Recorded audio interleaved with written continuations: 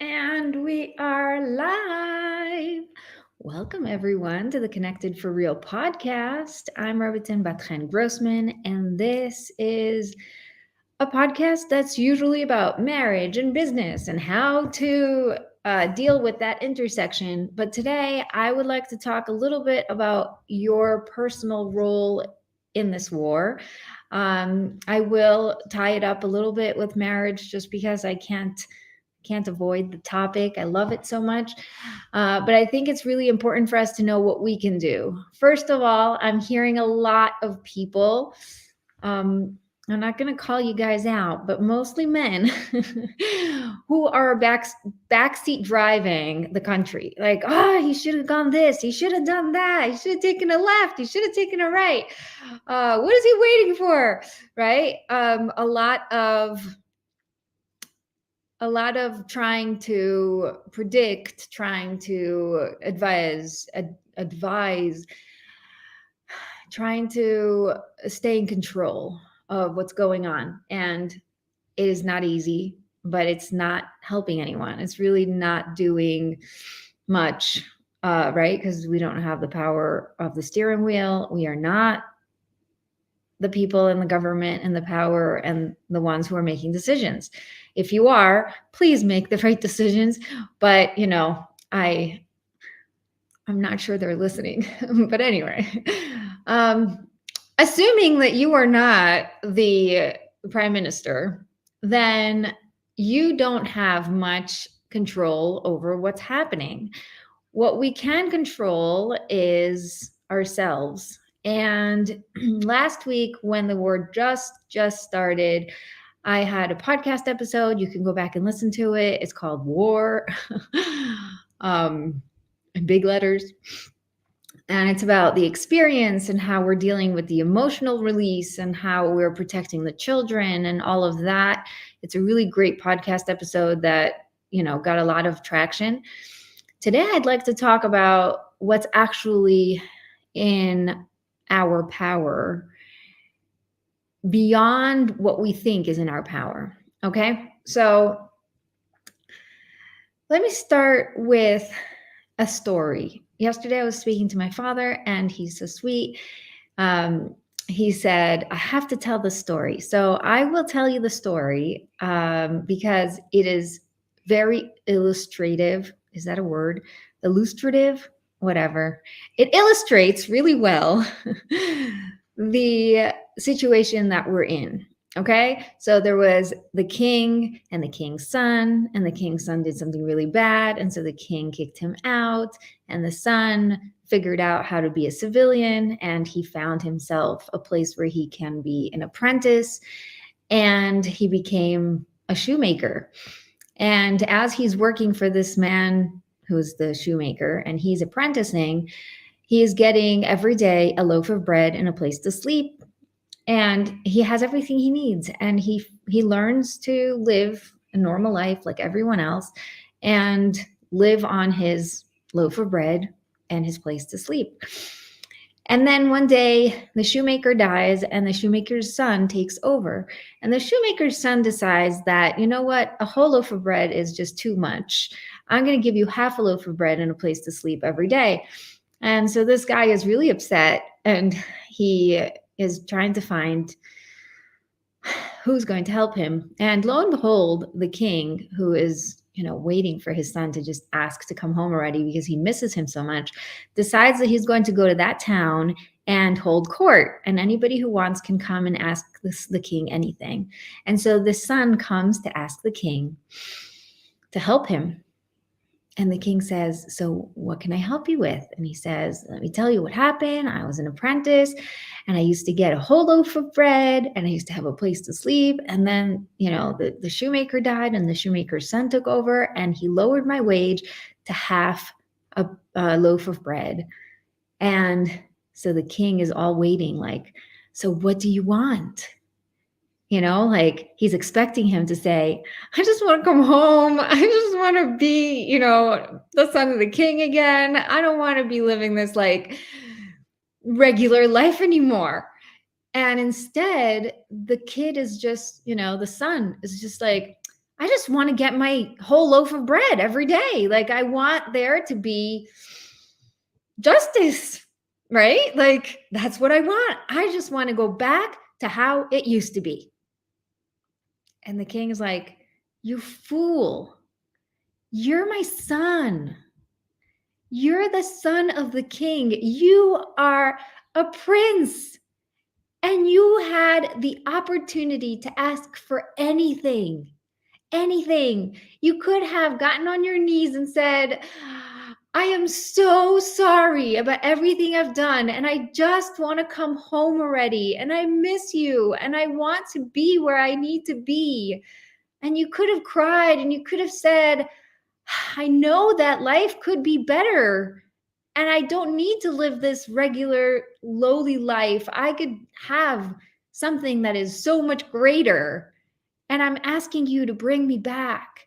And I would have said yes, because I too miss you, and I want you back, and I am ready for you to come back. And I think that you've learned a lot in this journey that you've been on. And I think you've matured, and I think that you're ready to come back. Why are you not asking for it? Right? This story is so perfect because it's exactly what we're going through. Here we are. We are living a life that is not ideal. The ideal life is where God has his place. He has his home.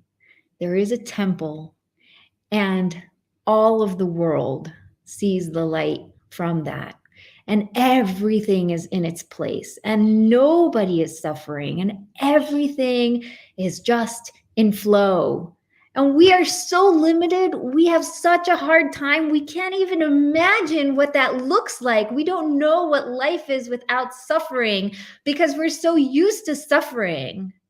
We are so used to suffering. We don't even comprehend what that means, that life could be without suffering. It could be in flow. Things could just work. Mind-blowing, right?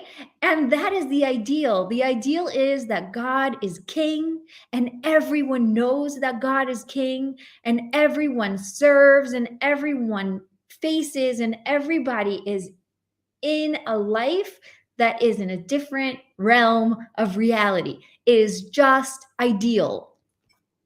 And we can have that. We can have that if we want it.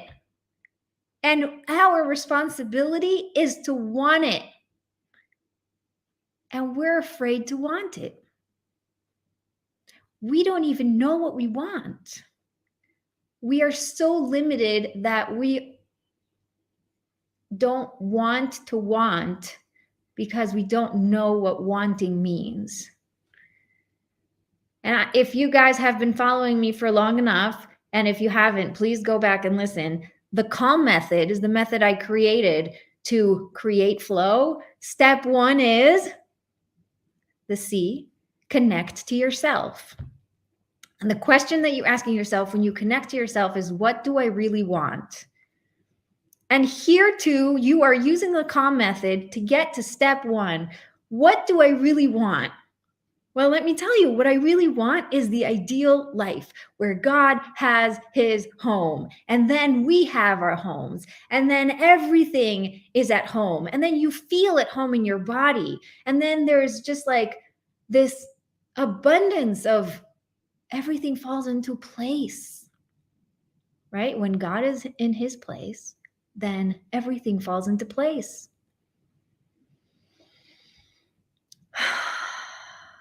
I want you to take that in. And I was thinking in the middle of the night, it came to me, Ezehu Chacham, who is smart?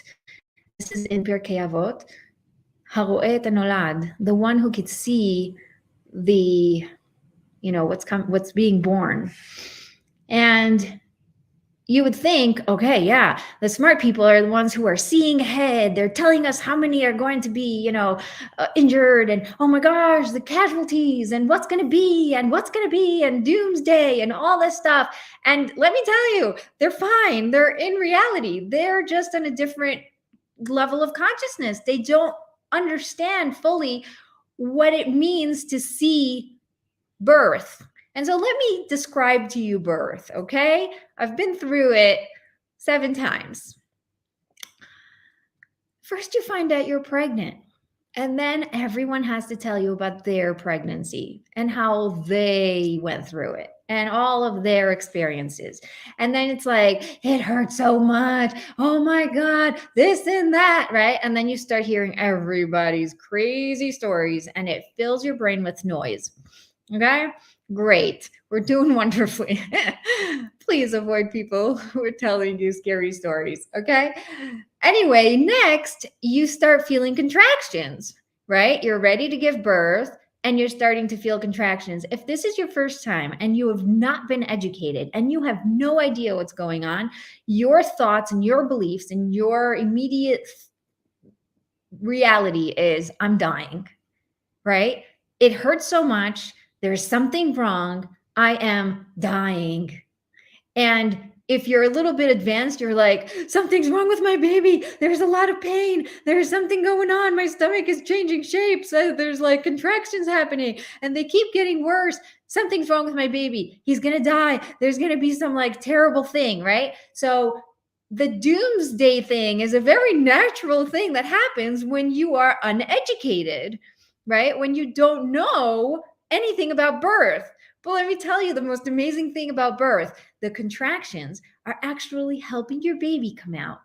They are assisting you in labor.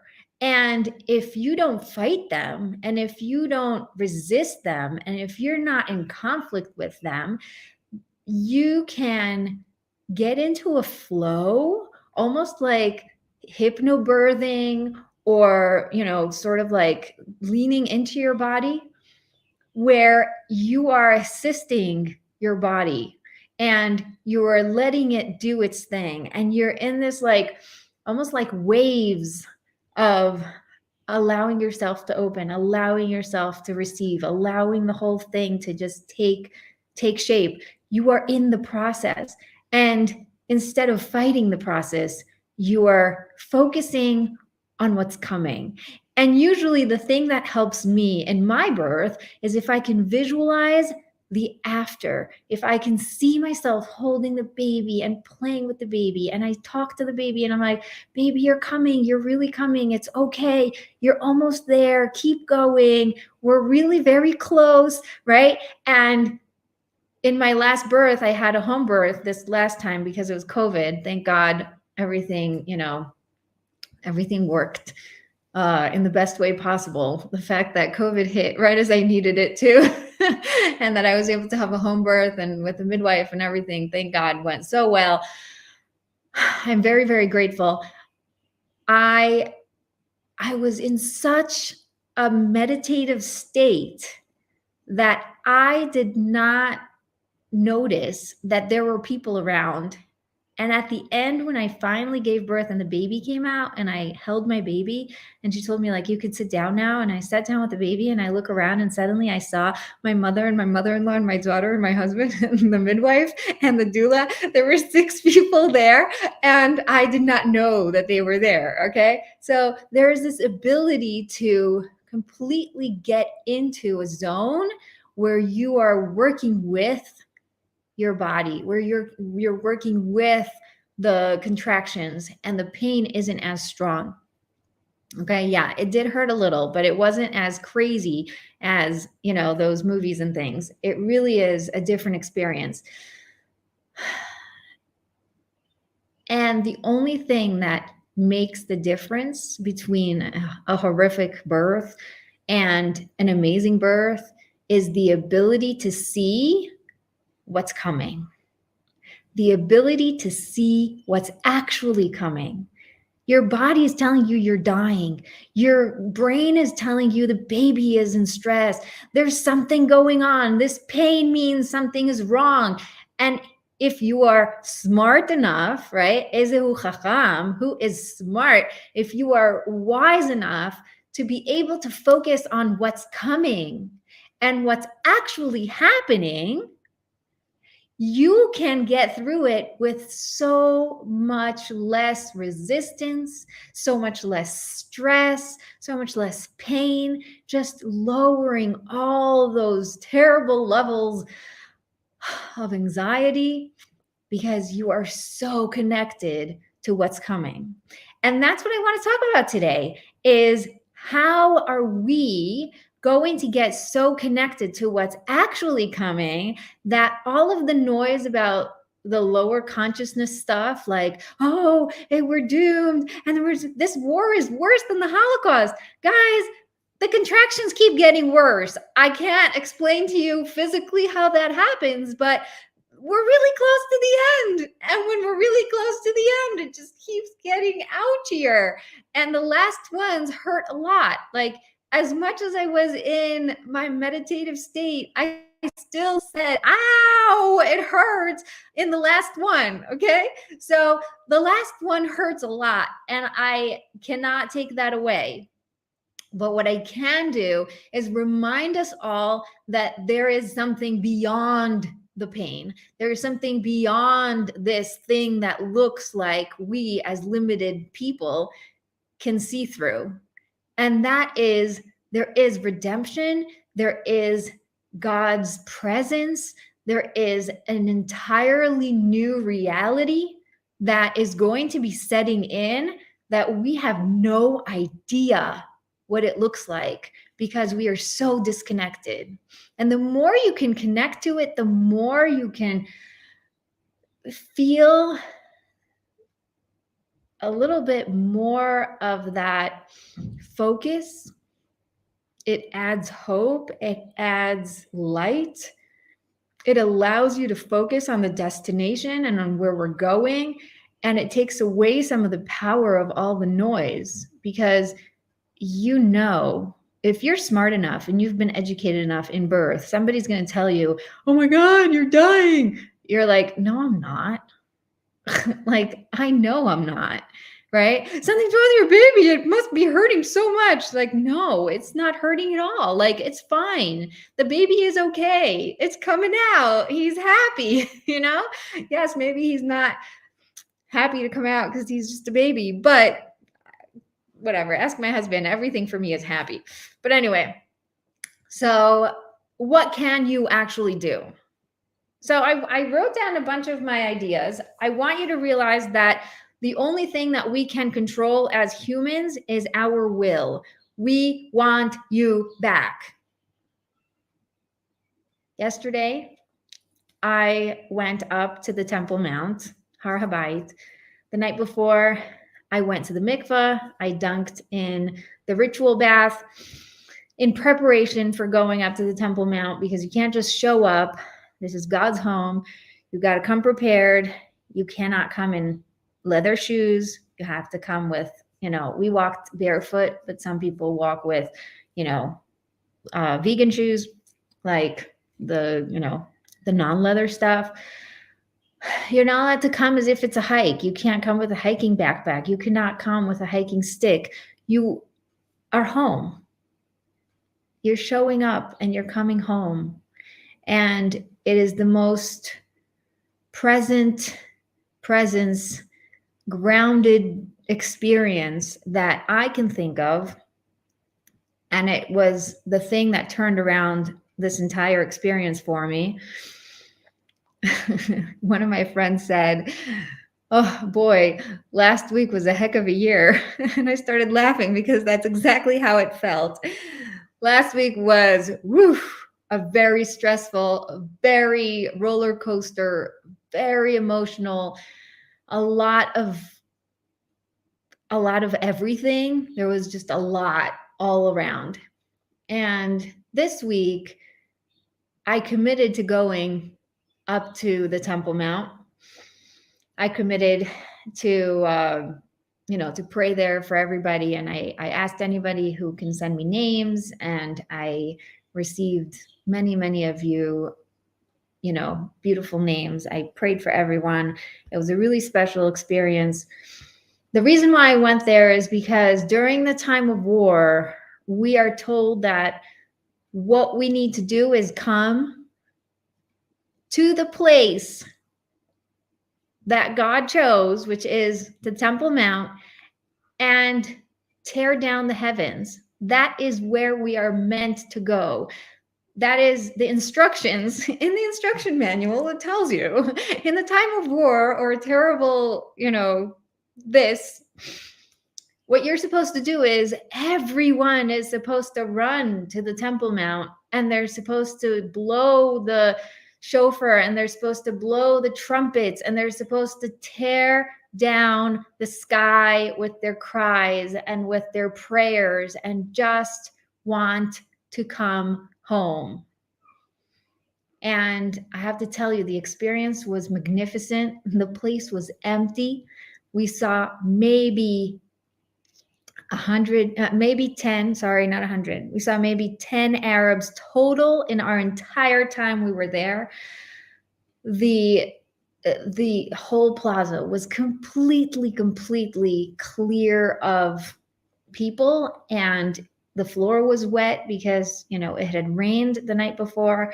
And we were, I was walking barefoot, and my two daughters were with me. They were also barefoot, and we were praying, and we were, just connecting on a really deep level. By the way, it was also Rosh Chodesh, so I got to say Hallel, and I got to pray Musaf, and there was even a bunch of men there, and they had a minyan, and they were able to pray properly, which was really beautiful. The situation up there, if in case you've heard in the past that they're mean, or they scream at you, or they don't let you pray, it's totally different now. They have completely changed their attitude towards the Jewish people who want to go up.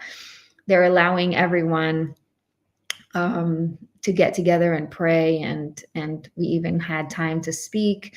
And a woman came and said that she's thanking God for her, I think it was her son or her grandson, who came back, injured but alive.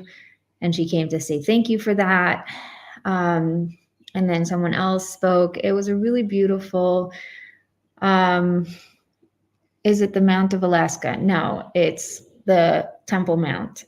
I think you mean Al-Aqsa. Al-Aqsa is the building right next to it. That's what the Arabs call it. But the Temple Mount is, the actual place where the temple stood. And it still holds the holiness, even though the temple isn't standing. And it's where the third temple is going to be when we finally get to this next level of redemption. So it was a really amazing experience. We were a group of 17 women, and on top of that, there was about 10 men. So it was a really nice big group. We had, I don't know, maybe 10 armed guards around us, and they were really sweet. They were patient with us. They let us pray. They let me finish all the way to the end. They didn't hurry me at all. They let us speak. They let us, whatever. We were it was a really special aliyah. It was really beautiful. So if you can do that and you're able to, I highly recommend that you prepare and that you come, properly, and, follow the guidelines. And, of course, we don't go up to the place where we're not allowed to go. We go in a perimeter around the whole, around the place and around the places. We know very well where the maps are. Some people say we're not allowed to go up because we don't know. We know, okay? We have maps. We have plenty of rabbis. Even the Rambam, Maimonides, writes about this. He describes exactly where he walked and what he saw when he came to visit. So we have plenty of evidence and plenty of information about it. Is definitely not correct that we don't know. And if you can, I highly recommend you go and do the same. Go to the place where you're told to go. This is a prescription. And ask God, please come back. We need you. We're ready. We want you. We are ready. And even if we're not ready, we want to be ready. And we want it to be. If you are for any reason not able to go up to the Temple Mount, maybe you are not pure, you got your period, or any other reason. Maybe it's not the right time. Maybe it's not something you feel comfortable doing. All those things are completely valid. There are other ways. There's something called sivuv she'arim, which is circling on the outside perimeter of the Temple Mount. You go with a group and a guide, and they usually do it with music and singing and dancing. It's really, really a beautiful experience. And you circle on the outside through the corridors and around the perimeter. And you can learn a lot, you can experience a lot, and you go from gate to gate. So it's called sivuv she'arim because you are circling the gates of the Temple Mount. This too is an amazing experience. You do not need to prepare for such a thing because you're on the outside. So there's no need to go and immerse in a ritual bath, in a mikveh. There is, the only preparation you need is, I guess, to bring a sweater and some walking shoes. Okay, so I highly recommend that. If you could find out more information about that and sign up, is a very fun experience. I've done it once. My daughter went recently. She said she really liked it. Other things that you can do if you are not local, if you are not present, you can learn. I don't know if you guys see behind me, if you're watching live or if you're watching the replay, we got ourselves a little model of the temple, and we are educating ourselves with what's what and what happens where. And it's just really interesting to learn new things and to widen your horizons about reality and ideal reality and higher consciousness and different questions that come up. Recently, we were talking about after you give birth, you're supposed to give an offering, for post-birth offering, and we were talking about how all these women who've had 8 kids, 12 kids are going to come and have to bring 12 offerings. That's a lot.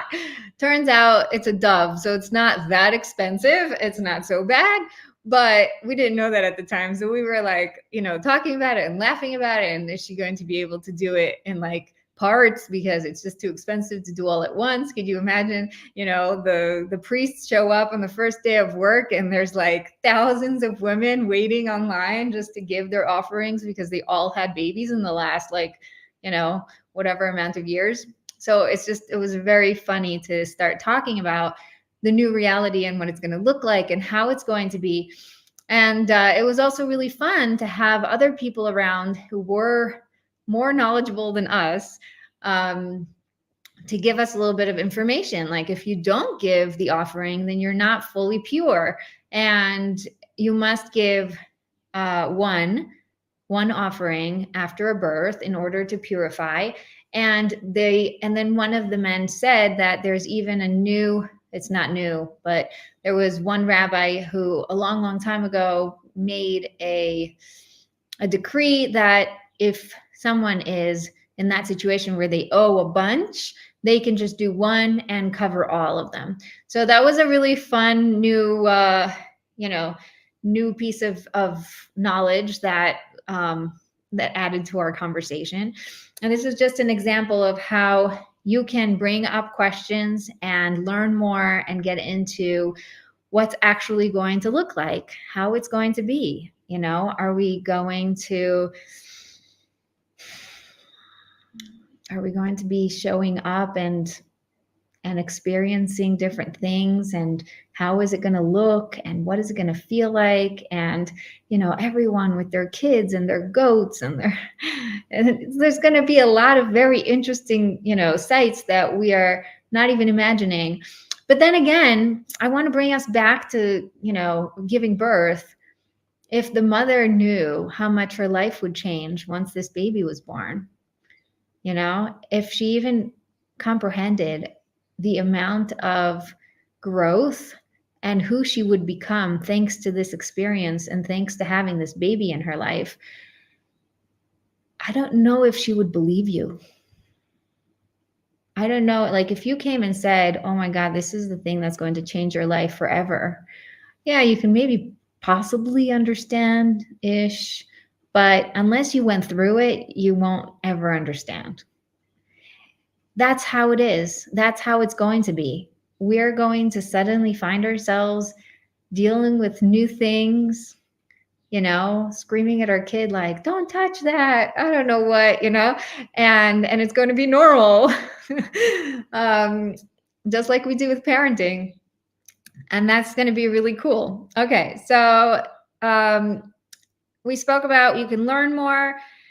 You can actually take action and move towards doing something that feels aligned. You can want it more. You can support the movements that are working towards bringing more awareness. I know the group that I went up with to the Temple Mount is Women for the Temple, Nashim Leman HaMikdash. And it's run by Rina Ariel, the mother of Hallel Yafa Ariel, who was murdered, I don't know how many years ago it was already. Very, very a terrible situation. And she's an amazing woman. She is now helping other people who've had to go through similar things. And she is strengthening them, which is just absolutely incredible. So, people like her, find out, how can I help? How can I support? How much do you need? What are you working towards? Right? And they have big goals and they want to grow their ability to impact and their ability to teach.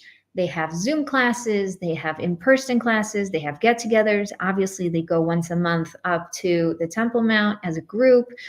And it's a really beautiful community and movement that is starting. And they're not the only ones. There's many, many such movements that are working towards bringing awareness of what actually matters.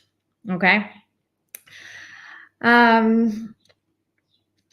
What else you could do is you can talk about it. You can ask questions. You can fantasize. You can dream. You can journal about wanting it and what it's going to do and how it's going to change. And I want you to just realize the fact that we don't feel at home in our bodies, the fact that we don't feel at home in our homes. There's a lot of couples who are not feeling at home. They're not feeling it. And that's real suffering. That's my specialty. If you're in that boat, please reach out. If there's a lot of people who don't have a home physically, they're just looking for a home, they're looking to own, they're looking to not have to move every year. All of that suffering is because God does not have his home. And as soon as he has his home, everything else will fall into place. And all we have to do is want it and focus on it and believe it and be so 100% there. And when the pain hits and when the contractions feel like they're tight, taking a deep breath and meditating on this amazing, crazy, unattainable experience that we can only imagine if we try. And the more you can focus on that, the less you will feel the pain. And so to end, I want you to take a deep breath.